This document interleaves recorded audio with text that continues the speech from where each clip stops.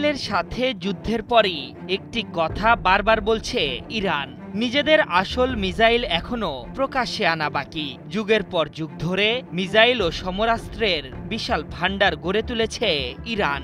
শুধু মজুদ বাড়িয়েই নয়, প্রয়োজনে শক্তিরও প্রমাণ দিয়েছে ইসলামী বিপ্লবের দেশটি। ইসরায়েল মার্কিনী আগ্রাসনের বিরুদ্ধে সব তছনছ করে দিয়েছে আয়াতুল্লাহ খামেনির বাহিনী। শুধুমাত্র হাইপারসনিক ক্ষেপণাস্ত্র আর ড্রোন ছুড়েই দখলদারদের ঘুম উড়িয়ে দিয়েছিল তারা। ফাত্তা, খাইবার শেখান ও হজ কাশেমের কাছে মুখ থুবড়ে পড়েছিল ইসরায়েলের আয়রন ডোমের।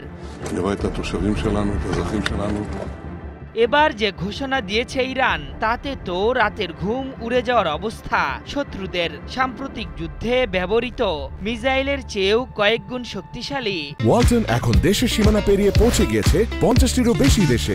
ওয়ালটন, ঘরে ঘরে বিশ্বজুড়ে। ক্ষেপণাস্ত্র তৈরির কথা জানিয়েছেন ইরানের প্রতিরক্ষা মন্ত্রী। উন্নত ক্ষেপণাস্ত্র ব্যবস্থার মিসাইলগুলো নিয়ে হুঙ্কার ছাড়লেও এর সক্ষমতা নিয়ে বড় রহস্য রেখেছেন প্রতিরক্ষা মন্ত্রী ব্রিগেডিয়ার জেনারেল আজিজ নাসিরজাদে। ফলে ইরানের এই দাবি ঘিরে বাড়ছে জল্পনা কল্পনা।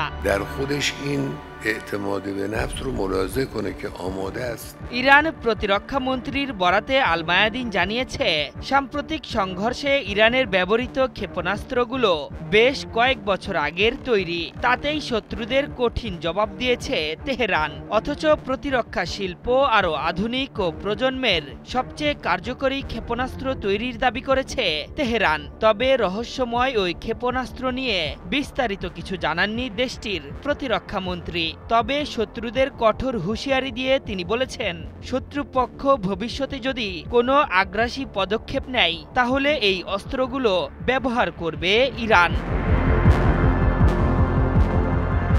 সম্প্রতি আগ বাড়িয়ে ইরানের সাথে 12 দিনের যুদ্ধে জড়িয়ে পড়েছিল দখলদার ইসরায়েল। সেই আগ্রাসনে দখলদারদের সাথে ছিল আমেরিকাও। তেহরানে নিজেদের স্বার্থ হাসিলে ইসরায়েলকে লজিস্টিক ও গোয়েন্দা তথ্য দিয়ে সহায়তা করেছিল ওয়াশিংটন। তবে ইরানের সক্ষমতার কাছে সেসব কোনো কিছুই পাত্তাই পায়নি।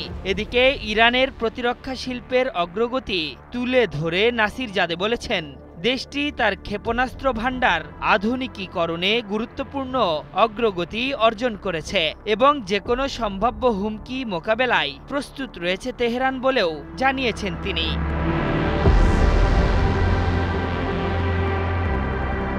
ইরানি ক্ষেপণাস্ত্র ও ড্রোনের পাল্টা হামলা ঠেকাতেই শুধু $5 বিলিয়ন খরচ হয়েছে ইসরায়েলের। তবু কার্যকরী কিছুই করতে পারেনি তারা।